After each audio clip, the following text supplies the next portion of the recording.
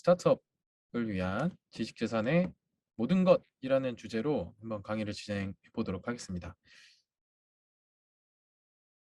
일단은 기본적으로 그 지식재산권에 대해서 여기 나와 있는데, 뭐 인간의 지적 창작 활동의 결과로 생기는 모든 무형의 소산물에 대한 권리를 말하는 총칭이다라고 얘기를 하고 있습니다. 그래서 산업재산권, 저작권, 그다음에 신지식재산권 이렇게 세 가지로 나눠지는데, 스마트폰을 꺼내서 키프리스라고 하는 지식재산권 검색 웹사이트가 있습니다. 그래서 키프리스를 이용해서 여러 가지 이제 특허 실용신안 디자인 상표를 검색을 하실 수가 있어요.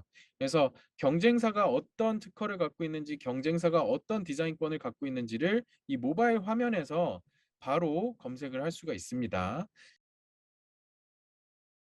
자, 그리고 존속 기간이라고 하는 게 존재합니다. 일단은 가장 중요한 특허권 같은 경우에는 아이디어나 기술적 사상에 관한 권리고, 얘는 출원일로부터 20년 동안 보호를 받습니다. 자, 그리고 권리 발생은 특허 등록을 받은 다음에 권리가 발생을 한다, 이렇게 보시면 될 것 같아요. 특허권은 기술을 보호하냐라는 질문에는 일단은 뭐 그렇다라고 볼 수는 있는데, 정확하게는 완성된 기술이 아니라 기술적 사상을 보호하는 거예요. 그래서 아직 완성된 기술이 아니다 하더라도 R&D 기획이 돼 있으면 특허를 낼 수가 있습니다. 그리고 심사관들은 그때 당시의 기술 수준을 기초로 해서 등록 가능성을 판단을 하게 되는 거죠. 일단은 특허의 효과, 가장 중요한 거는 이제 특허권으로 인해서 내가 좋은 특허권을 확보하면 경쟁사가 이 시장에 들어왔을 때 이제 손해배상을 청구할 수가 있고요. 그다음에 라이센싱을 해줄 수가 있습니다. 요즘에 라이센싱을 되게 많이 계약 체결을 하고 있습니다. 그래서 뭔가 협업을 할 때 저쪽 상대방 당사자가 좋은 기술을 갖고 있다 그러면은 이제 라이센싱 계약을 체결해서 진행을 하기도 하고요.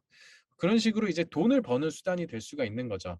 그러니까 라이센싱 비용을 그러면 얼마나 받아야 됩니까? 라고 물어보시는데, 보통은 라이센싱 같은 경우에는 매출액의 10% 정도 받으시면 될 거예요 라고 저희는 이제 그렇게 조언을 드리고 있어요. 우리 회사가 보유하고 있는 그 IPR, 그러니까 지식재산권의 가치가 몇억 원이다라고 하는 게 산정돼서 평가가 들어갈 수 있기 때문에 그 과정에서 이제 돈이 되는 거죠.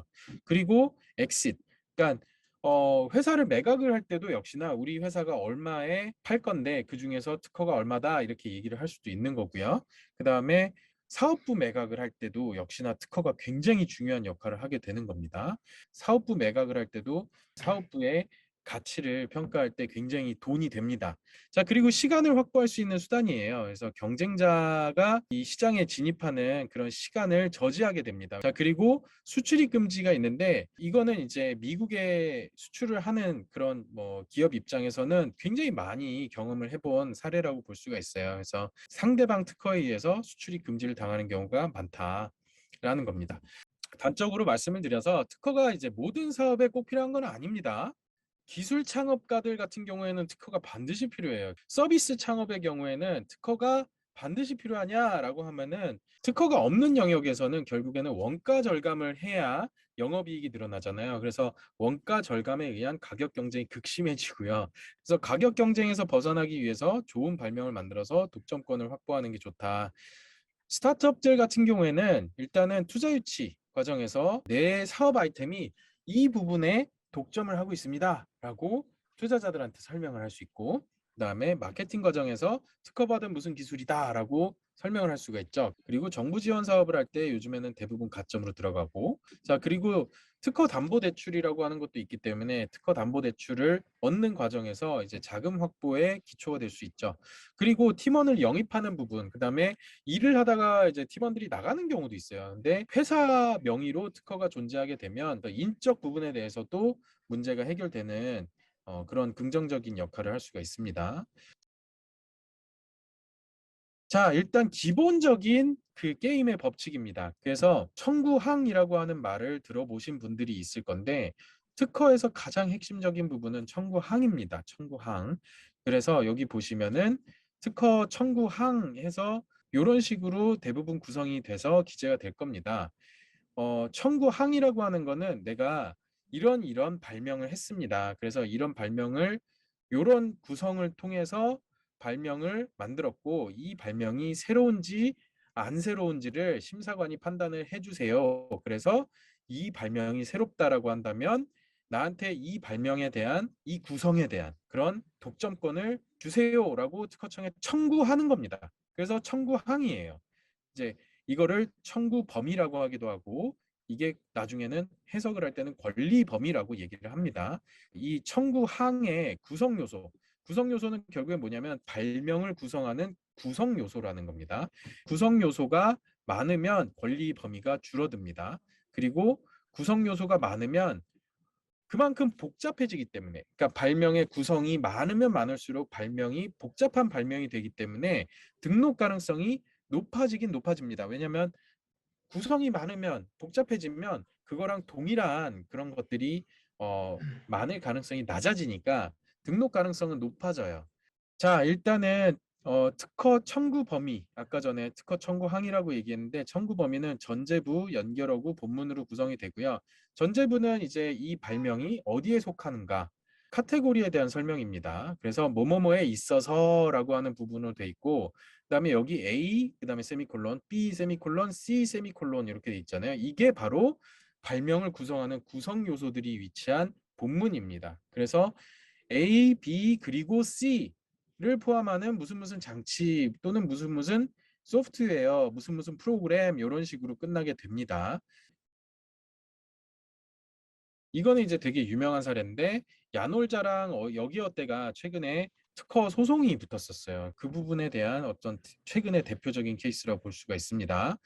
야놀자에서 이제 마이룸 서비스를 이제 2015년 11월 달에 게시를 했어요. 이게 이제 쉽게 설명을 하자면 그냥 숙소의 정보를 받아서 그 정보를 중개하는 그런 서비스가 아니라 아예 그냥 숙박업소의 객실을 아예 그냥 위탁받아서 위탁 계약에 의해서 이제 판매 자체를 야놀자에서 해주는 그런 서비스였어요. 그래서 야놀자가 가격 결정권도 가지고 그다음에 쿠폰도 발행할 수 있고 그런 서비스였는데 요게 2016년도에 6월 17일 날 출원이 돼서 등록이 됐는데 사실 서비스는 2015년도에 게시가 됐잖아요. 그래서 마이룸 서비스의 서비스 시점이 2015년이었는데 출원은 2016년도에 이루어져 가지고 요게 나중에 보시면 아시겠지만 경쟁사인 여기어때에서 이제 마이룸 서비스랑 거의 동일한 서비스를 게시를 해서 여기어때도 이제 막 이렇게 잘 나가니까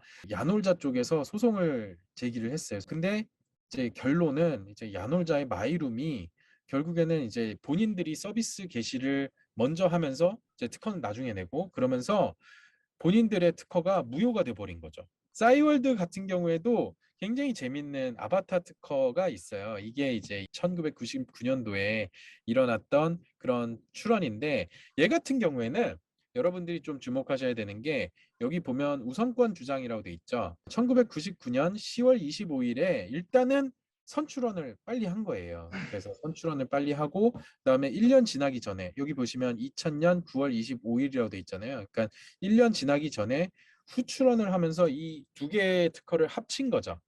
그래서 우선권 주장이라고 하는 게 나중에 나오는데 국내 우선권 주장을 하면서 후 특허를 선 특허에 연결을 해서 그래서 그 교집합되는 부분은 앞날짜로 판단되는 그런 이제 전략을 사용을 했는데 요 싸이월드의 미니미에 관한 특허가 바로 이 아바타 특허라고 하는 케이스입니다. 요게 나중에는 이제 한 게임, 버디버디 그다음에 네이버 주식회사, M게임 뭐 요런 데에 이제 특허가 지분이 매각이 되는 라이센싱도 가능하지만 지분을 일부 매각을 하게 되면 이제 일부의 지분을 가진 그 지분 매입자도 전체를 실시할 수가 있기 때문에 요 아바타 특허는 그런 부분에서 굉장히 중요한 특허라고 볼 수가 있습니다.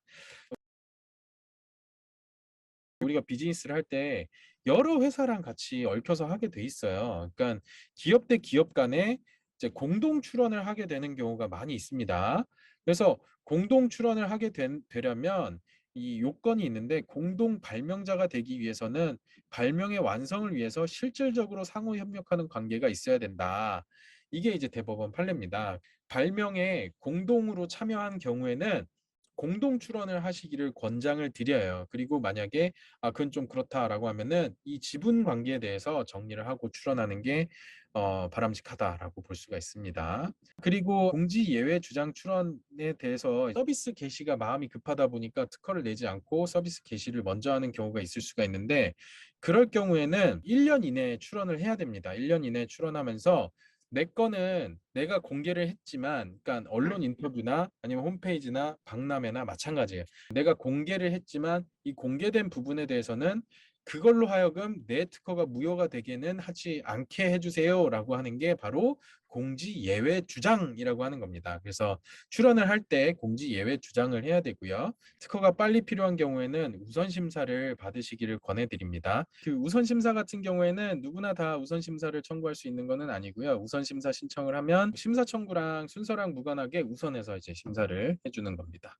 청구는 누구든지 청구는 가능한데 요건들이 있습니다. 그래서 벤처기업 확인을 받으면 우선 심사를 신청을 할 수가 있고, 그다음에 출원을 했는데 경쟁사가 뭔가 비슷한 걸 하고 있다라는 걸 발견하셨으면 그걸 증거를 모아서 우선 심사를 받으실 수가 있습니다.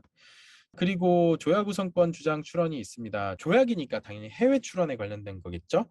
그래서 우리나라에서 출원한 거를 해외로 보내고 싶다라고 할 때 기본적으로는 그 국제 조약이 체결되어 있습니다. 그래서 국제 조약에 의해서 해외로 나갈 때 국내 출원일로부터 1년 안에 나갈 수가 있습니다. 그래서 이거를 조약 우선권 주장 출원이라고 하는 거고요. 국내 우선권 주장 출원이라고 하는 게 있습니다. 선출원을 하고 나중에 후출원하면서 내용을 연결을 시킬 수가 있는 거죠. 그래서 국내 우선권 주장 출원에 의해서 앞에 가출원을 하고 그 다음에 후출원을 하면서 연결을 할 수가 있다. 발명의 완성을 높일 수가 있다. 이렇게 보시면 되겠습니다. 1년 안에 해야 되고요. 자, 그리고 이제 PCT 국제 특허 출원이라고 하는 게 있어요. 그래서 많은 분들이 아시다시피 우리나라 특허를 기초로 해서 해외 특허를 여러 개를 낼 수가 있습니다. 그게 이제 기본적으로 PCT 국제 특허 출원이라고 하고요.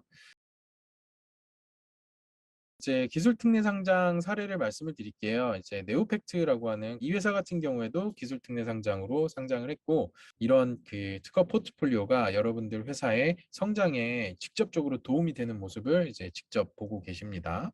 식품이나 화학 사례 같은 경우를 좀 볼게요. 그러니까 여명 808 같은 경우에도 특허가 양도 많긴 하지만 특허의 퀄리티가 굉장히 훌륭한 것으로 이제 많이 알려져 있습니다. 그래서 숙취 해소용 천연차다라는 내용이죠. 이걸 구성 요소로 보기는 힘들지만 요런 이제 요소로 구성이 됐기 때문에 청구항이 굉장히 넓다, 이렇게 보시면 될 것 같습니다. 그래서 편의점에 가보시면 오리나무랑 마가목 추출물 이런 표현은 거의 없고 헛개 아니면 키토산 뭐 이런 말들이 나오는 거죠. 그래서 권리 보호를 많이 받았다라고 보시면 될 것 같습니다. 한때 시대를 풍미했던 스팀 청소기 관련돼서 이제 한경이 스팀 청소기 같은 경우에도 굉장히 그 특허 포트폴리오가 탄탄한 것으로 알려져 있었는데, 어떤 시대의 흐름이라고 하는 게 있어요. 그래서 그 시대의 흐름에서 이제 빨리 변화를 했어야 되는데 그러지 못해서 이제 지금은 이제 회사가 어려워지게 됐는데, 일단은 이 스팀 청소기에 관련된 특허만 해도 86개. 그래서 이 강력한 특허 포트폴리오로 인해서 그 왼쪽에 있는 게 한경이 스팀 청소기고 그다음에 오른쪽에 있는 게 경쟁사의 제품인데, 경쟁사 제품이 시장에 출현한 게 거의 한 8년 뒤에나 가능하게 됐어요. 왜냐하면 특허 포트폴리오가 너무나 강력했기 때문에 이 특허 포트폴리오를 회피하는 데 있어서 회피 설계를 하는데 시간이 굉장히 오래 걸렸던 거죠. 그래서 매출이 굉장히 좋고 그랬는데 시대의 흐름이라고 하는 게 있기 때문에 거기에 발맞춰서 새로운 제품을 계속 개발하고 트렌드를 이끌어야 되는데 그 부분에서 좀 어려웠던 것 같아요.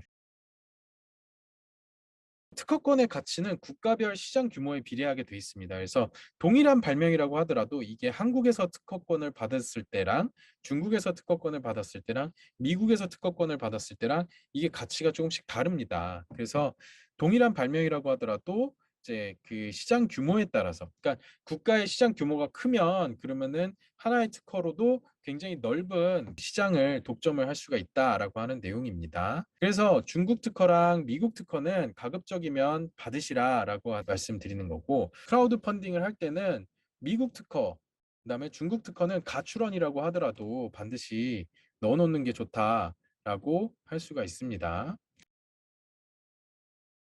여러분들이 사업을 하시면서 특허 경고장을 받는 경우가 생길 수가 있습니다. 요즘에 특허 경고장 사례가 굉장히 많기 때문에 그 경고장을 받은 경우에는 이제 그냥 그림 보고 놀라지 마시고 이제 변리사를 반드시 찾아서 상담을 하시고 이제 상대방 등록 특허의 청구항을 봐야 됩니다. 그다음에 이게 이제 침해에 해당하냐 안 하냐 이런 것들을 분석을 해서 대응을 하면 됩니다.